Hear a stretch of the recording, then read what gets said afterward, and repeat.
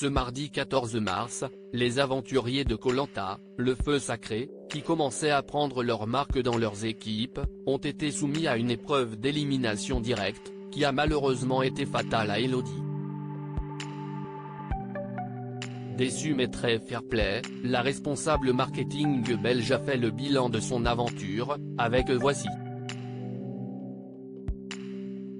FR. Après avoir tiré la boule noire à 3 reprises, Elodie n'aura finalement pas pu faire ses preuves et montrer ce qu'elle valait à ses coéquipiers rouges dans cette nouvelle saison de Koh Lanta, le feu sacré. Ce mardi 14 mars, la responsable marketing belge a dû tirer sa révérence, après une épreuve à élimination directe sur laquelle elle a tout fait pour sauver sa place, en vain. Après son élimination, la trentenaire est revenue sur son aventure pour Voici. FR. Voici.fr, vous avez quitté l'émission de manière très fair-play, en reconnaissant avoir été moins bonne que les autres sur l'épreuve. Quoi avez-vous ressenti lorsque tout se jouait entre Christine et vous?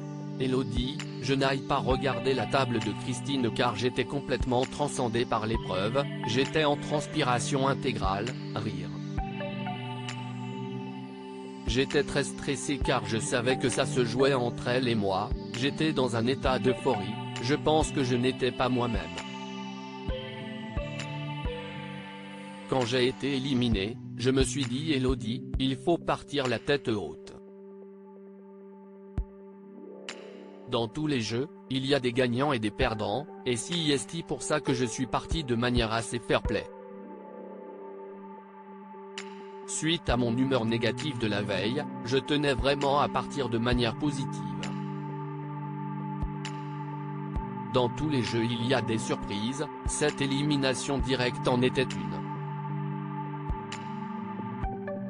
Vous qui étiez très stressé à l'idée que les autres aventuriers votent contre vous, cette sortie sur élimination directe n'était-elle pas finalement moins douloureuse qu'une élimination par vos camarades?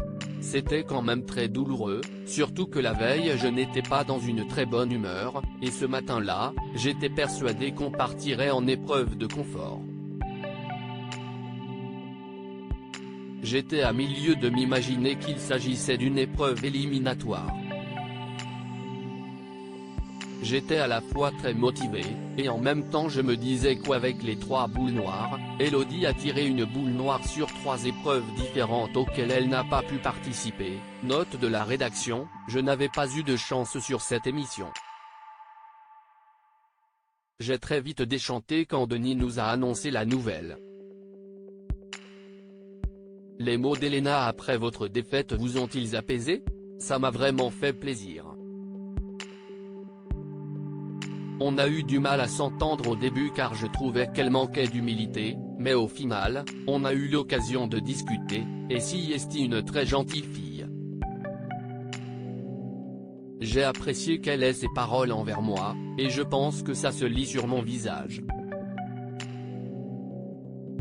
Vous avez tiré la boule noire à 3 reprises, est-ce le grand regret de votre aventure?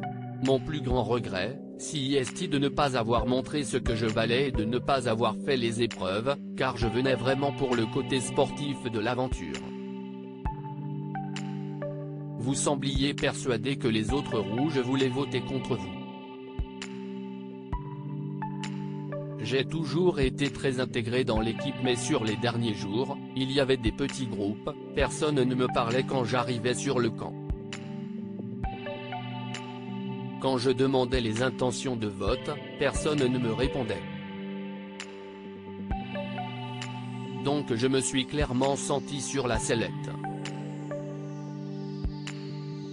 Dès que je partais en forêt, j'entendais les gens parler à nouveau des éliminations. Ça m'a vraiment fait penser qu'il y avait une stratégie pour me mettre dehors. Je suis une personne très émotive, très entière, et j'ai du mal à cacher mes émotions. Koh Lanta est un jeu où il ne faut pas montrer quand on est triste, mais j'ai senti le coup du sort tomber et je suis devenue complètement négative alors que je n'étais pas forcément en danger à la base.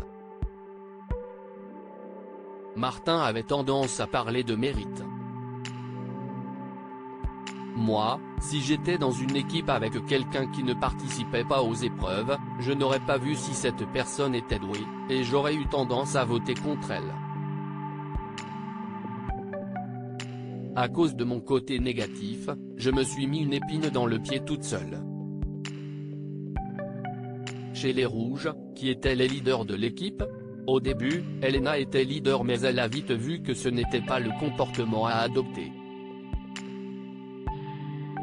On lui a dit qu'elle manquait d'humilité, et elle s'est un peu calmée. Pour moi, si est une preuve de maturité de sa part.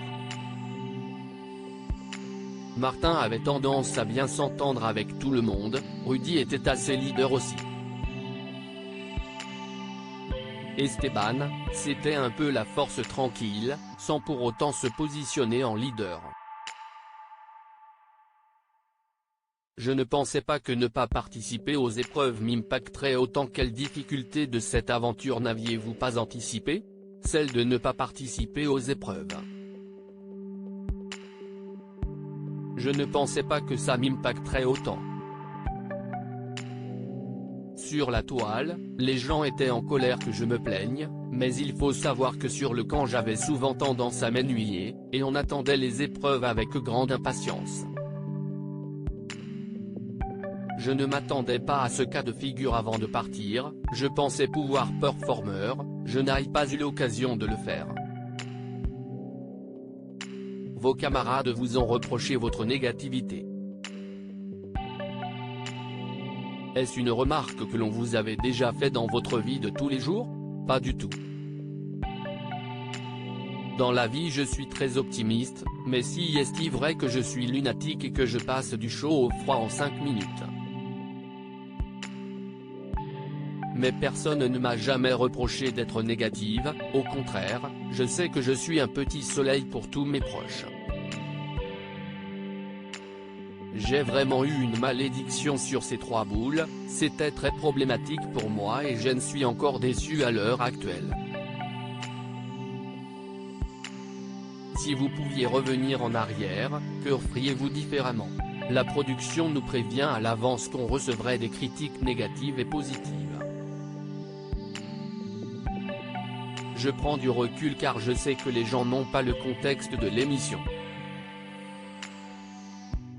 Ce qu'on voit à l'antenne, ce n'est qu'une partie de ma personnalité.